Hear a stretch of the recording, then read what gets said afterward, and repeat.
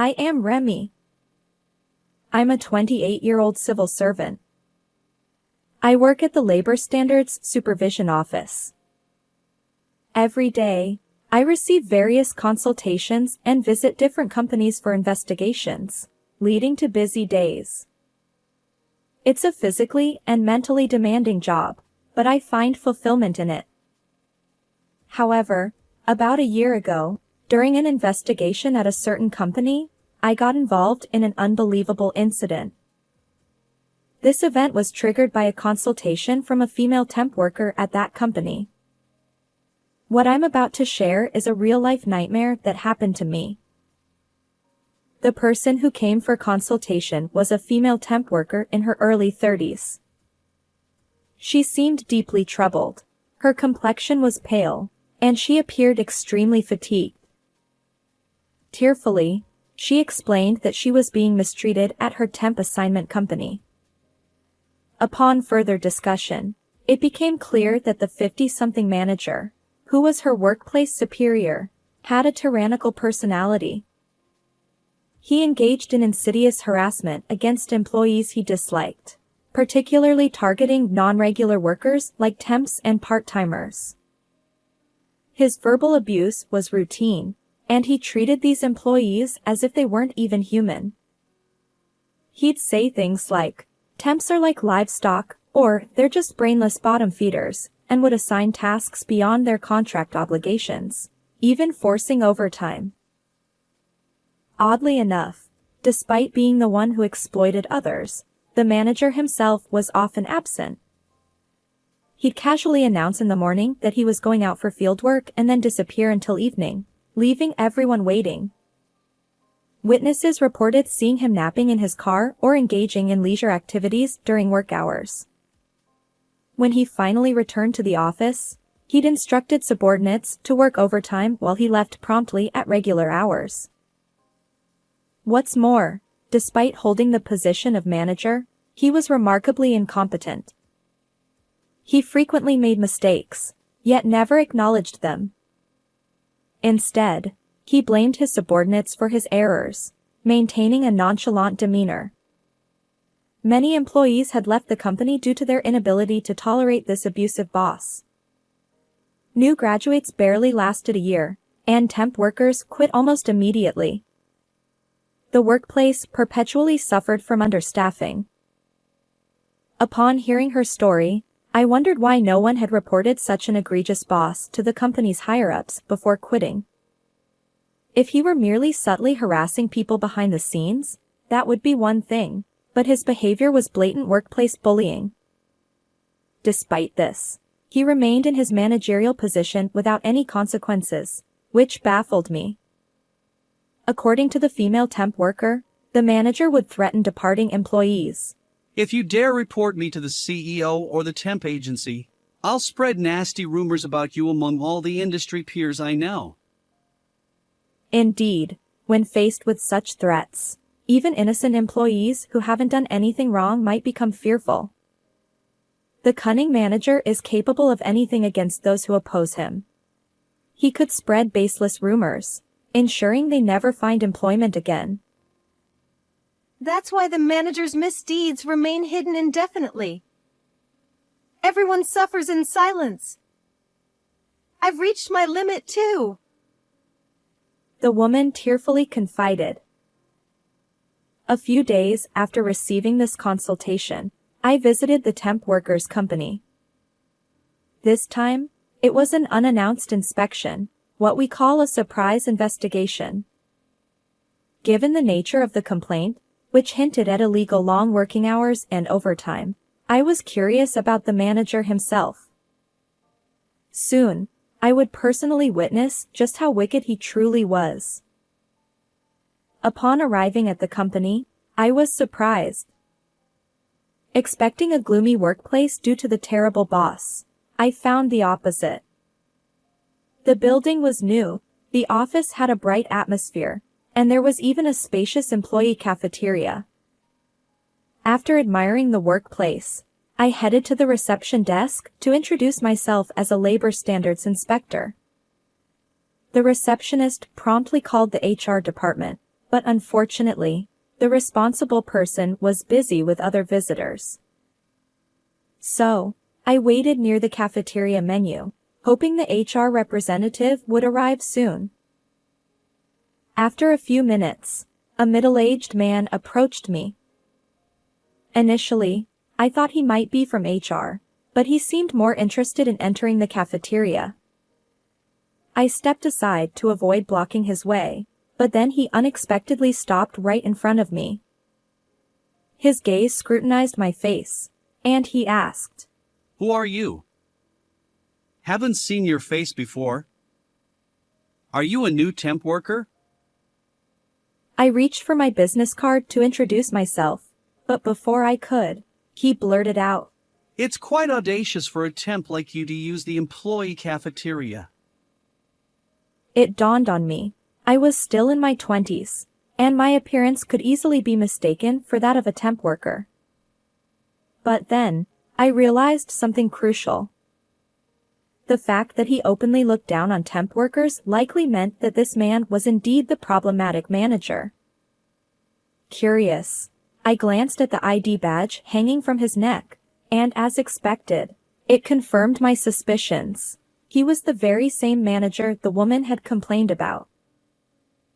Although I had hoped to meet him at some point, I never expected to encounter the manager face to face just before the investigation.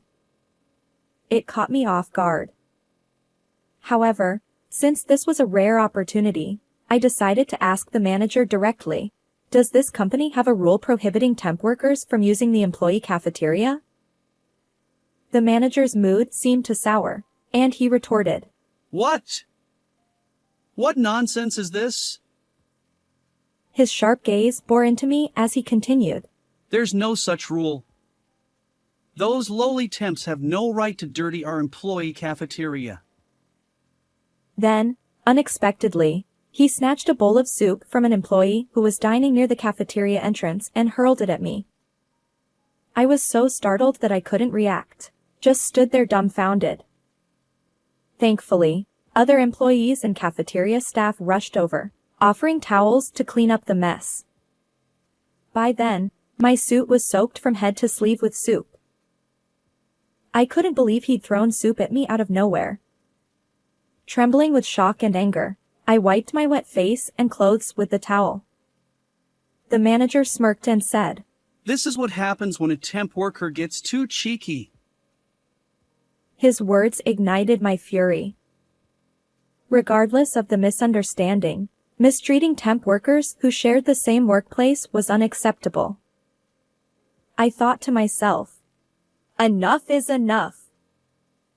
I won't hold back anymore. As I waited for the HR representative, oblivious to my true identity, the manager continued his condescending remarks. Why would temps need break time anyway? They're like livestock. Working all day is good enough for them. That's when I confronted him. Did you know that labor laws apply to temp workers too? The manager scoffed. Ha! Who cares about those petty laws? He leaned in, still unaware of my role, and challenged me. You wouldn't dare report me to labor standards, would you? Even as a temp? With a calm voice, I replied, You're mistaken. I'm here to enforce those very laws. What do you mean, report? I'm an inspector from the Labor Standards Supervision Office, I said. The manager blinked in surprise. But then he regained his smirk and retorted, Oh, come on! A mere temp worker spinning tall tales? Ridiculous.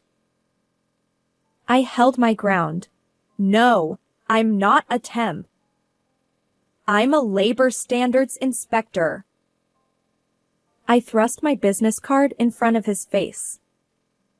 The manager's expression turned ashen. Just then, the HR representative rushed over. Sorry for the delay.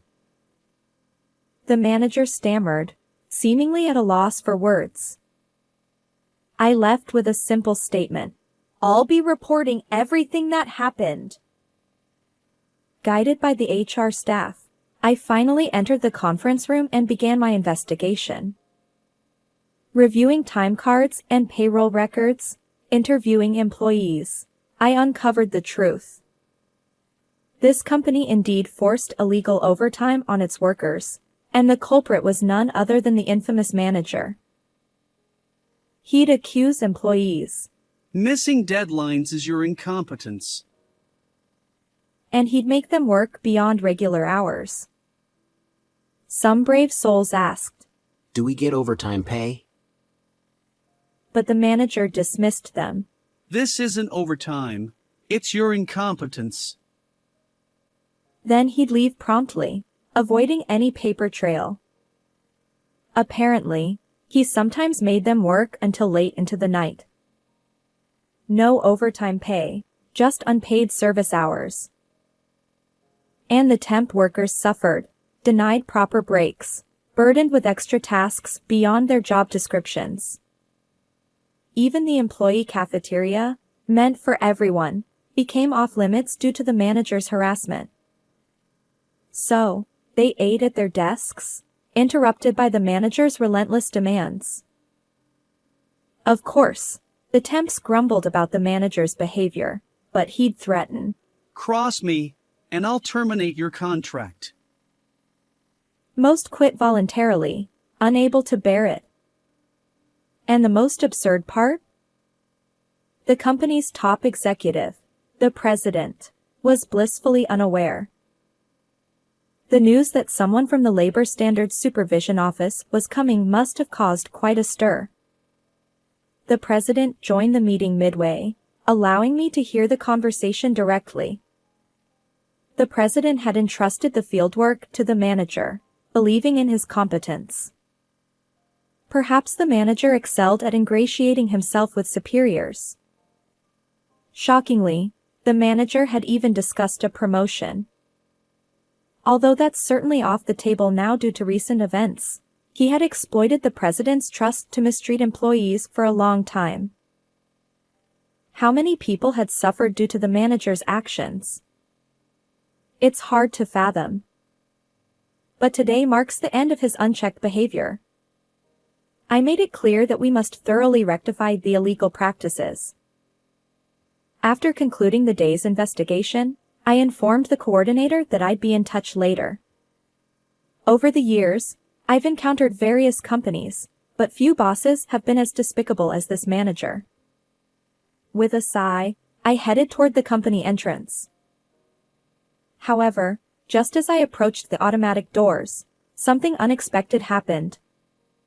The manager, drenched in sweat, chased after me. I had no desire to see his face again, but he blocked my way, insisting. My sincere apologies for earlier. I stepped back, and other employees glanced our way. The manager continued, unfazed. I had no idea you were from the Labor Standards Supervision Office. I deeply regret my rude behavior. His trembling voice and sudden change in demeanor left me dumbfounded. Only moments ago, he'd looked down on me as a temp worker. Now, he groveled, trying to appease me. Perhaps he finally recognized his incompetence and maintained his self-esteem by belittling those in weaker positions. I responded coldly. It's too late for apologies now. Expect strict guidance soon. Please cooperate accordingly. The manager stammered. What? Undeterred, I added, and incidentally, I'll be filing a formal complaint. His eyes widened. A complaint? I explained. Your actions qualify as assault under the law. You intentionally scalded me with soup. Whether I'm a temp or a labor standards inspector, such behavior is unacceptable. The mention of the assault left the manager trembling. He pleaded. Please, spare me from involving the police. Despite his pale face and repeated apologizing, I remained unyielding. You've tormented countless people by abusing your position. Reflect on your actions and make amends. With that, I left him behind, heading out of the company. Upon returning for further investigation, I learned that the manager had already resigned. Apparently, his numerous transgressions, forcing overtime, among others, had led to demotion, but not dismissal. Desperate to cling to the company, he'd realized he had nowhere else to go. However, my complaint led to his arrest. Although he received probation, he couldn't stay at the company any longer. Reluctantly, he submitted his resignation. Attempting to find new employment, he faced rejection due to his age and criminal record. Now, he works as a temp laborer in a factory, barely scraping by. The irony isn't lost on me. The manager, who once looked down on temps, likely faces a younger boss's wrath now. Meanwhile, the company has improved working conditions, paid overdue overtime, and fostered a vibrant atmosphere for both regular and temp employees. Despite the unexpected trouble, knowing that more people are smiling at work brings me relief. I'll continue giving my best in this job. How did you like this story? If you enjoyed it, consider subscribing to our channel. Until next time.